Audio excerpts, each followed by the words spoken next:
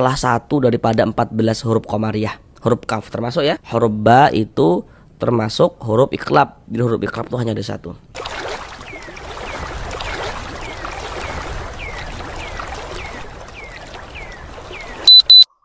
Assalamualaikum warahmatullahi wabarakatuh. Apakah Bapak dan Ibu saudara semuanya masih belum lancar di dalam membaca Al-Quran, kemudian masih belum memahami ilmu tajwid, atau merasa kesulitan di dalam memahami ilmu tajwid Al-Quran? Marilah belajar mengaji Al-Quran bersama kami. Akan kami jelaskan tajwidnya dengan pelan-pelan, kemudian ditambah media gambar di dalam penjelasannya. Harapannya itu semoga Bapak dan Ibu saudara semuanya dapat langsung bisa memahami ilmu tajwid Al-Quran dengan mudah. Kemudian nantinya juga dapat langsung bisa mempraktekkan dengan sendirinya ketika membaca Al-Quran di surah apapun dan juga di ayat manapun. Karena dengan kita mempelajari ilmu tajwid dan kita dapat memahaminya, tentunya akan memperbaiki bacaan Al-Quran kita. Semoga bagi yang belum lancar bisa segera lancar di dalam membaca Al-Qurannya. Selanjutnya juga tak henti-hentinya kami selalu mendoakan semoga Bapak dan Ibu saudara semuanya senantiasa diberikan kemudahan oleh Allah Subhanahu wa taala dalam berusaha memahami ilmu tajwid Al-Qur'an, dalam berusaha memperbaiki dan juga melancarkan bacaan Al-Qur'annya. Selanjutnya juga kami senantiasa mendoakan semoga Bapak dan Ibu saudara semuanya senantiasa diberikan rezeki yang berlimpah dan barokah oleh Allah Subhanahu wa taala, sehingganya dengan rezeki yang berlimpah dan barokah tersebut semakin membuat pemikiran kita menjadi tenang, sehingganya semakin meningkatkan keimanan, ketakwaan kita kepada Allah Subhanahu wa taala, kemudian semakin membuat kita terus lebih bersemangat dalam mempelajari ilmu agama Islam, dan semoga nantinya juga dapat beribadah umrah dan haji ke tanah suci Mekah. Amin amin ya rabbal alamin. Selanjutnya juga di dalam video ini telah kami cantumkan beberapa produk, mana tahu nanti berminat dapat langsung diklik dan juga dapat langsung untuk dibeli. Yang pertama ada buku-buku tajwid. Jadi bagi yang belum punya di rumah, minimal ya adalah satu pegangan buku tajwid, sehingga kalau kita belajar tajwid Al-Quran kemudian kita lupa, kita bisa segera langsung mengingatnya kembali dengan membuka buku tajwidnya. Kemudian juga ada Al-Quran yang kami pikir Al-Quran tersebut kalau dimiliki di rumah sangat bagus sekali untuk membantu melancarkan bacaan Al-Quran, karena di dalam Al-Quran tersebut telah dilengkapi dengan dua tulisan Arab. Jadi ada huruf Arab atau huruf hijaiyah yang ditulis sambung ya, yang seperti kita lihat pada umumnya dalam Al-Quran. Kemudian juga di bawahnya itu juga dilengkapi dengan tulisan huruf Arab yang dipisah-pisah per huruf, seperti halnya kita belajar Iqra. Nah, sehingganya dengan kita memiliki Al-Quran tersebut, kami pikir itu sangat bagus sekali untuk membantu melancarkan bacaan Al-Quran. Jadi untuk semua produknya itu telah kami cantumkan di dalam video ini. Menonton nanti berminat ya, dapat langsung diklik di bagian produk dan dapat langsung untuk dibeli. Baiklah, mari langsung kita mulai belajar mengaji Al-Qurannya. Kita lanjutkan kembali belajar mengaji Al-Quran dengan penjelasan tajwid yang nantinya akan kami jelaskan dengan pelan-pelan.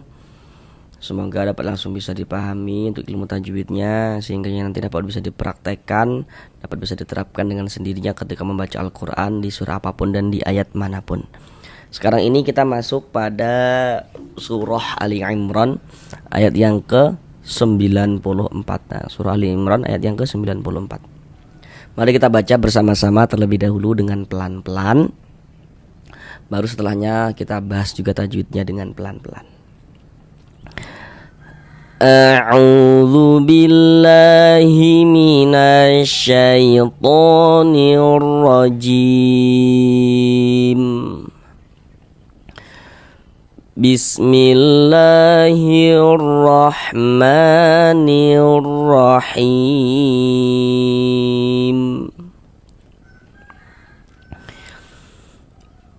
Famanif tara 'ala Allahil kadhiba min ba'di dzalika fa ulaika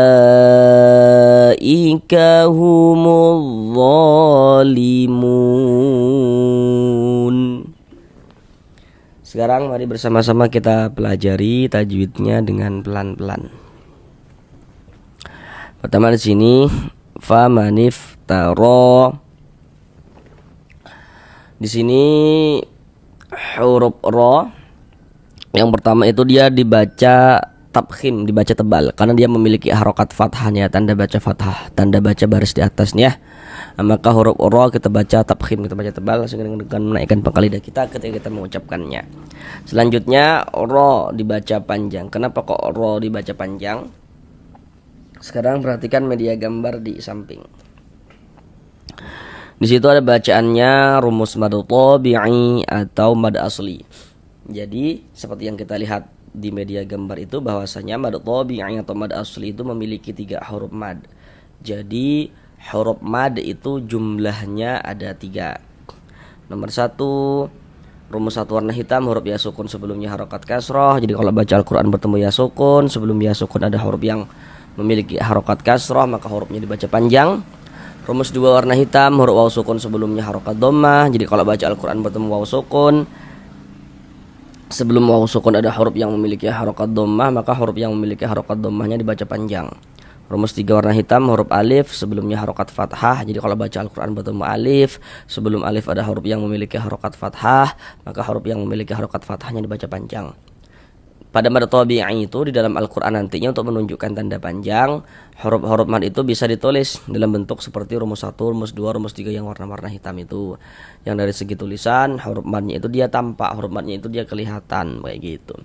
Kemudian nantinya pada mad tabi'i bisa juga huruf-huruf mad tersebut tidak ditulis dalam bentuk seperti rumus 1, rumus 2, rumus 3 yang warna-warna hitam itu. Jadi dari segi tulisan, huruf madnya itu dia tidak tampak, huruf madnya itu dia tidak kelihatan.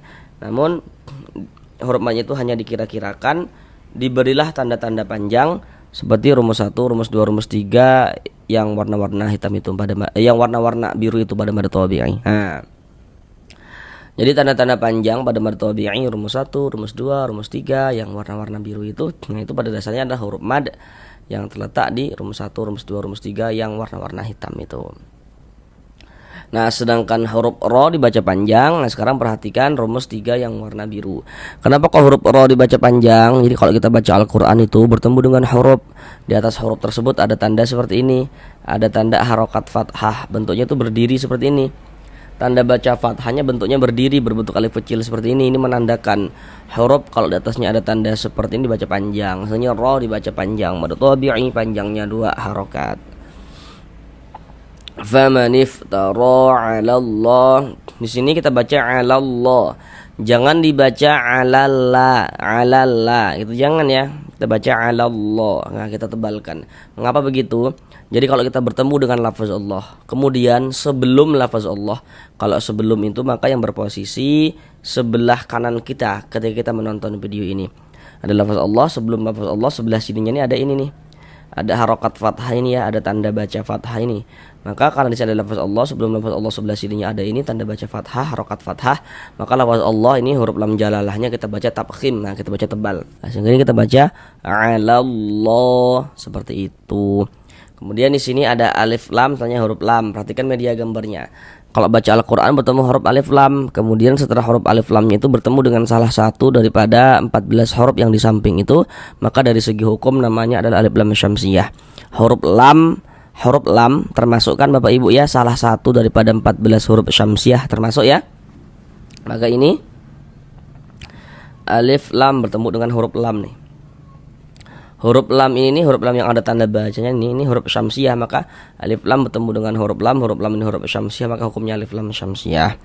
Alif lam syamsiyah itu disebut juga dengan idgham syamsiyah. Karena cara membaca huruf lamnya dibaca idgham syamsi. Maksudnya dibaca idgham itu cara membacanya itu ya dari la langsung masuk ke huruf lam yang ada tanda bacanya ini, langsung masuk ke huruf syamsiyahnya. Nah, jadi kan huruf lam yang ini nggak ada tanda bacanya nih ya. Jadi karena nggak ada tanda bacanya ya langsung dimasukkan ke huruf setelahnya gitu. Jadi kalau kita baca Al-Quran itu bertemu dengan huruf lam itu nggak ada tanda bacanya, itu lamnya lam syamsiyah tuh. 'Alallah, lafaz Allah dibaca panjang. Nah, pasti di sini Bapak Ibu sudah tahu ya, nih lafaz Allah dibaca panjang nih. Jadi kalau baca Al-Quran bertemu huruf di atasnya ada tanda seperti ini nih ya. Tanda harokat fathah berdiri yang berbentuk alif kecil seperti ini menandakan huruf kalau di atasnya ada tanda seperti ini dibaca panjang. Ini lafaz Allah dibaca panjang. Mad tabi'i panjangnya 2 harokat. 'Alallahil alif lam nanya huruf kaf. Perhatikan media gambarnya. Huruf kaf itu termasuk kan salah satu daripada 14 huruf qamariyah. Huruf kaf termasuk ya. Maka alif lam bertemu dengan salah satu daripada 14 huruf yang di samping itu, maka hukumnya alif lam qamariyah. Nah, maka ini alif lam bertemu dengan huruf kaf nih. Huruf kaf ini huruf qamariyah, maka hukumnya alif lam qamariyah. Nah, alif lam qamariyah itu disebut juga dengan idhar qamariyah. Karena cara membaca huruf lamnya itu dia dibaca idhar qamari, ya, seperti itu. Allah hil. Nah, dibaca jelas. Maksudnya dibaca jelas tuh maksudnya dibaca izhar itu huruf lamnya dibaca jelas, ada tanda bacanya. Kalau samsiah tadi kan huruf lamnya nggak ada tanda bacanya. Kalau qamariyah ada tanda bacanya, huruf lamnya ada tanda sukunnya, dibaca jelas dia. Hil, nah gitu kan terbaca jelas tuh. Hil kadziba mim nun sukun setelahnya huruf ba. Nah, namun sebelum itu perhatikan dulu media gambarnya. Di situ ada bacaannya nun sukun, kemudian juga ada bacaannya tanda baca tanwin. Tanda baca tanwin itu memiliki 3 bentuk tanda baca. Nomor 1 baris 2 di atas huruf namanya fathatain. Nomor 2 baris 2 di bawah huruf namanya kasratain. Kemudian yang nomor 3 itu namanya dhammatain. Jadi kalau kita baca Al-Qur'an itu setiap bertemu dengan huruf nun sukun atau setiap bertemu dengan salah satu tanda baca tanwin, maka terjadi hukum tajwid di sana dengan memperhatikan huruf setelahnya. Kecuali nanti kalau ada tanwin setelahnya ada hamzah wasal, nanti itu dia ada pembahasan tersendiri. Nah, sekarang kita sudah tahu nih di mana ada nun sukun atau di mana ada tanwin terjadi hukum tajwid di sana dengan memperhatikan huruf setelahnya. Kita baca Al-Qur'an ya, bertemu nun sukun. Oh, di sini ada nun sukun, berarti terjadi hukum tajwid dengan memperhatikan huruf setelahnya. Nun sukun setelahnya huruf ba. Nah, huruf ba ini huruf apa? Ini yang harus kita ketahui kayak gitu. Kita lihat huruf ba itu termasuk huruf iqlab. Jadi huruf iqlab itu hanya ada satu. Diingat hurufnya supaya kita dapat menentukan hukum tajwidnya. Jadi kalau kita hafal hurufnya, tahu hurufnya, pasti kita tahu hukum tajwidnya. Jadi kalau baca Al-Qur'an, apabila bertemu dengan huruf nun sukun atau tanwin, kemudian nun sukun atau tanwinnya itu bertemulah dengan huruf ba, maka hukumnya iqlab. Maka cara membacanya itu dengan cara merubah menjadi huruf mim. Nah, maka di sini kan dikasih mim kecil nih ya. Kemudian juga didengungkan mim. Nah, di bagian mim itu suaranya itu kita tahan ya, kita panjangkan sejenak. Nah, kita gunnahkan kira-kira sepanjang 2 harokat mim. Nah, ketika mengucapkan mim tadi itu bibir kita tempelkan saja, tapi jangan ditekan ya, jangan diberikan tekanan, nempel saja. Mim ba'di dza dibaca panjang. Kenapa kok dza dibaca panjang? Nah, pasti Bapak sudah tahu ya, sebabnya apa kenapa kok dza dibaca panjang gitu ya. Karena di atas huruf dza ada tanda panjangnya nih. Ada tandanya harokat fathah berdiri yang berbentuk alif kecil seperti ini, menandakan huruf kalau di atasnya ada tanda seperti ini baca panjang. Asalnya dza dibaca panjang. Kalau di media gambar tadi itu sesuai dengan rumus 3 yang warna biru itu tanda panjangnya. Mad tabi'i panjangnya 2 harokat. Dzalika faula, la dibaca panjang. La dibaca panjang ini pada awalnya itu namanya adalah mad tabi'i, namun dia berubah menjadi mad wajib muttasil. Kenapa kok dia berubah nih kayak gitu? Pertama yang perlu untuk kita ketahui terlebih dahulu, kenapa kok la dibaca panjang, mad tabi'inya yang mana kayak gitu. Pasti di sini Bapak Ibu juga sudah tahu nih kenapa kok la dibaca panjang. Nah, jadi kalau baca Al-Qur'an bertemu huruf, di atas huruf tersebut ada tanda ini nih. Ada tanda harokat fathah berdiri yang berbentuk alif kecil seperti ini. Nah, ini menandakan huruf kalau di atasnya ada tanda seperti ini baca panjang. Misalnya la dibaca panjang. La dibaca panjang itu mad tabi'i. Kemudian mad tabi'inya bertemu dengan ini nih, dengan huruf hamzah ini. Tapi dia itu di dalam satu kata atau dalam satu kalimat, maka dia berubah menjadi mad wajib muttasil. Panjangnya mad wajib muttasil itu dibaca dengan panjang 4 sampai dengan 5 harokat. Faulaika humul zalimun. Alif lam setelahnya huruf dha. Harusnya di sini Bapak Ibu sudah tahu nih apa hukum tajwidnya. Hanya dengan memperhatikan huruf lam yang tidak ada tanda bacanya kayak gitu. Kita lihat media gambarnya, huruf dha termasuk salah satu huruf syamsiah. Nah, iya kan termasuk kan ya huruf dha. Nah, maka ini alif lam bertemu dengan huruf dha ini huruf syamsiah, maka alif lam bertemu dengan huruf syamsiah, maka hukumnya alif lam syamsiah atau idgham syamsiah. Maka dibaca idgham. Humuz zalimun. Dha dibaca panjang. Kenapa kok dha dibaca panjang? Nah, pasti Bapak Ibu sudah tahu sebabnya apa. Karena di atas huruf dha ada tanda panjangnya. Mana tanda panjangnya? Ini nih. Tanda panjangnya nih ya, harokat fathah berdiri yang berbentuk alif kecil ya. Mad tabi'i panjangnya 2 harokat. Zalimun, mun dibaca panjang. Nah, jadi ini gini, kalau misalkan kita tidak berhenti di huruf nun, tidak berwakaf di huruf nun, kita wasolkan zalimuna dan seterusnya, langsung kita sambung, kita teruskan bacanya gitu ya, maka panjangnya mu tetap menjadi mad tabi'i dan dibaca dengan panjang 2 harokat. Tapi kan tadi itu kita bacanya itu berwakaf, berhenti di huruf nun, sehingga mu yang awalnya mad tabi'i berubah menjadi mad arid li sukun. Nah, namun yang perlu untuk kita ketahui terlebih dahulu, kenapa kok mu dibaca panjang, tanda panjangnya mu itu apa gitu. Sekarang perhatikan media gambarnya. Sekarang perhatikan rumus 2 yang warna hitam. Di rumus 2 warna hitam kan di situ ada huruf waw sukun, huruf sukun atau biasanya juga disebut dengan huruf mati, itu maksudnya sama saja. Huruf waw sukun. Sebelum waw sukun di situ ada harokat dhammah, tuh ada tanda baca dhammah. Di bawah tanda baca dhammah di situ ada titik-titik. Titik-titik di sana itu maksudnya nanti disitulah letaknya huruf yang dibaca panjang, yang memiliki tanda baca dhammah itu tadi. Tapi kita perlu menyimpulkannya dari awal. Dapat kita simpulkan cara kita memahami rumus 2 yang warna hitam, yakni kalau baca Al-Quran bertemu huruf waw sukun, sebelum waw sukun ada huruf yang memiliki harokat dhammah, ada huruf yang memiliki tanda baca dhammah, maka huruf yang memiliki tanda baca dhammahnya dibaca panjang.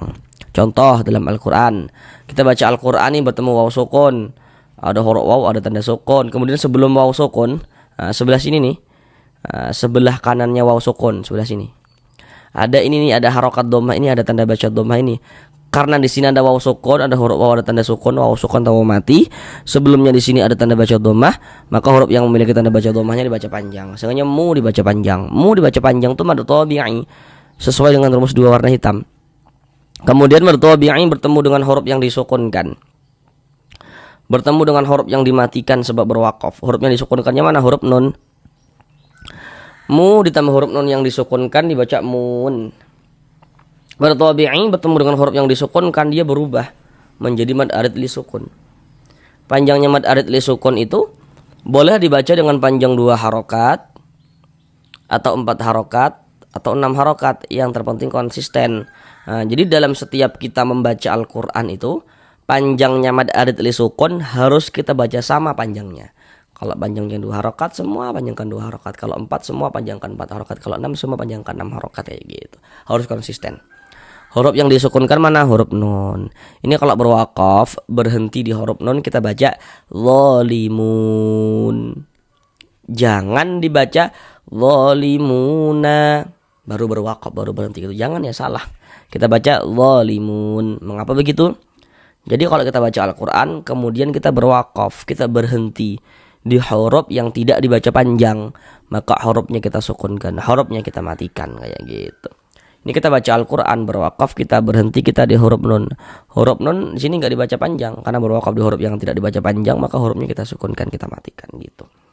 Nah, kemudian nanti mungkin bertanya-tanya ya, loh kami kan belum tahu nih, ini panjang yang ini, pendek yang ini, belum tahu nih, belum tahu sepenuhnya gitu ya, belum tahu sepenuhnya misalnya bagaimana nih gitu kan. Nah, tadi itu kan sudah kami tampilkan tuh yang rumus mad tabi'i itu, huruf-huruf mad, rumus 1, rumus 2, rumus 3 itu ya. Nah, kira-kira ada enggak yang mempengaruhi huruf nun ini, yang menyebabkan terjadinya bacaan panjang pada huruf nun? Enggak ada kan? Nah, di sini enggak ada huruf mad di sini enggak ada, di sini tanda panjang di sini. Nah, berarti ya udah enggak dibaca panjang hurufnya, kayak gitu. Kalau tanda-tanda panjang atau huruf-huruf mad yang seperti kami tampilkan pada rumus mad tabi'i atau rumus mad asli tadi itu tidak ada di sana, nanti tidak ada di sini, maksudnya tidak ada mempengaruhi di sini, maka berarti hurufnya enggak dibaca panjang, kayak gitu. Nah, sekarang dibaca zalimun. Nah, sekarang mari kita ulang bersama-sama sekali lagi dari awal. Faman iftara 'ala Allahil kadhiba min ba'di dzalika fa ulaika humudz zalimun. Nah, mungkin nanti Bapak Ibu bertanya-tanya ya, apakah ini kan dia mu dibaca panjang, apakah ini u juga dibaca panjang? U ini nggak dibaca panjang, ini huruf waw, ini bukan huruf waw mad, bukan. Jadi ini jangan dibaca fa'uang, jangan dibaca panjang. Ini kan huruf wawnya nggak ada tanda sukunnya kan? Kalau ini kan huruf wawnya ada tanda sukunnya nih. Ini u ini nggak dibaca panjang. Sampai di sini belajar mengaji Al-Qur'annya, sampai bertemu di pembelajaran yang berikutnya. Assalamualaikum warahmatullahi wabarakatuh.